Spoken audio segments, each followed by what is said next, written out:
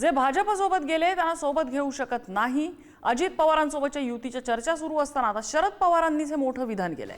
संधी साधूपणा करणाऱ्यांसोबत आपण जाऊ शकत नाही असं शरद पवार म्हणालेले आहेत आणि एकूण या चर्चांना त्यांनी पूर्णविराम दिलाय।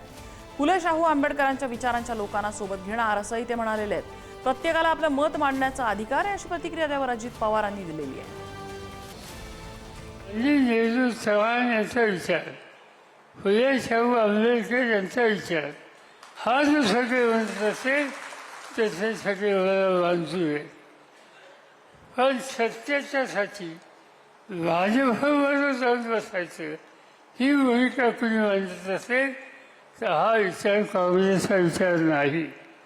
आणि त्यामुळं कुणाशीही संबंध ठेवा पण भाजपशी संबंध हा काँग्रेसच्या विचारात असू शकत नाही।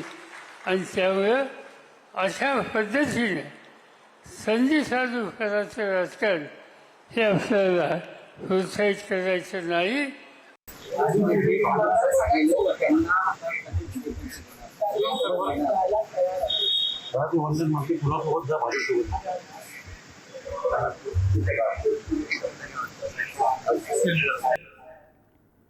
तर शरद पवारांच्या या वक्तव्यावर शिंदेंच्या शिवसेनेच्या संजय शिरसाट आणि ठाकरेंच्या शिवसेनेच्या संजय राऊतांनी काय प्रतिक्रिया दिली आहे तीही बघूया। शरद पवार साहेबांनी जर असं वक्तव्य केलं असं त्याची मला कल्पना नाही, परंतु भाजप सोडून इतरांबरोबर राहा याचा अर्थ आपण समजू शकतात। शरद पवार साहेब कधीही सरळ मार्गी चाललेले राजकारणी नाहीत, म्हणून त्याचा उलट अर्थ सुद्धा निघू शकतो।